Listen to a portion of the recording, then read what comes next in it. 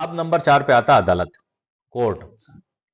अदालत का यह कर्तव्य है कि वह काउंटर क्लेम और मुख्य मुकदमे को एक साथ सुने और दोनों पर निर्णय दे। एक साथ ही डिसीजन होगा इसमें। यदि काउंटर क्लेम और मुख्य मुकदमे में अलग अलग विषय है तो अदालत उन्हें अलग अलग सुन सकती है।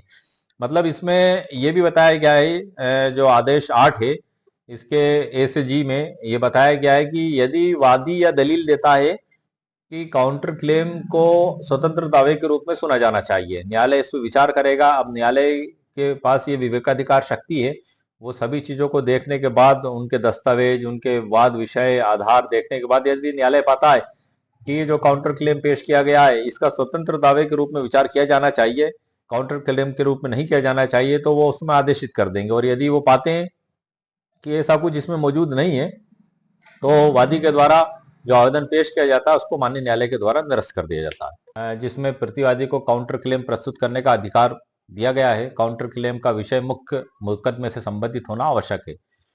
आदेश 8 नियम 6 बी में वादी को काउंटर क्लेम का उत्तर देने का अधिकार दिया गया है।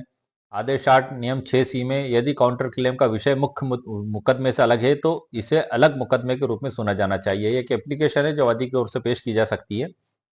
इसी प्रकार से आदेश 8 नियम 1 डी, यदि मुकदमा खारिज हो जाता है तो भी काउंटर क्लेम में सुनवाई जारी रहेगी। यदि मुकदमा खारिज हो जाता है तो भी काउंटर क्लेम पर सुनवाई जारी रहेगी, इसमें बताया गया है।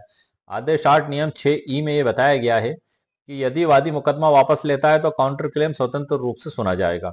आदेश 8 नियम 6 एफ में बताया है कि काउंटर क्लेम को मुख्य मुकदमे के समान प्रक्रिया के तहत सुना जाएगा। मतलब मुख्य मुकदमे की तरह इस पे भी नियम और कायदे लागू होंगे। आदेश 8 नियम 6 जी में बताया है कि काउंटर क्लेम के लिए आवश्यक दस्तावेज और सबूत प्रस्तुत करने की प्रक्रिया के बारे में बताया गया है। काउंटर क्लेमों में जो पक्षों की जो भूमिका है वो भी सर इसमें मेरे द्वारा बताई गई है कि काउंटर क्लेम में मुख्यवादी की जो भूमिका है कि काउंटर क्लेम का उत्तरदाता होगा, वो अपने उत्तर में काउंटर क्लेम के दावे को स्वीकार या खारिज कर सकता है। वो निवेदन कर सकता है कि झूठा काउंटर क्लेम है, इसको निरस्त किया जाए। प्रतिवादी की जो भूमिका होगी और जो प्रतिवादी को जो उसमें राइट्स होंगे वो ये राइट्स होंगे कि मुख्यवादी के दावे के खिलाफ अपने अधिकारों की रक्षा करता है वो, और वो वादी के दावे को झूठा बताता है, उसको डिनाई करता है। काउंटर क्लेम प्रस्तुत कर मुख्यवादी से राहत की मांग करता है कि ये जो वादी ने जो दावा पेश किया है ये झूठा किया है, और वो जिस भी आधार पे वो बताता है वो सहायता उसके खिलाफ मांगता है। महत्वपूर्ण इस विषय में आपको वो भी बता देता हूं कि काउंटर क्लेम में वादी और प्रतिवादी के साथ अतिरिक्त पक्ष भी शामिल हो सकते हैं। यह प्रक्रिया मुख्य मुकदमे से संबंधित होती है और न्यायालय इसे स्वतंत्र रूप से सुन सकता है। तो इस प्रकार से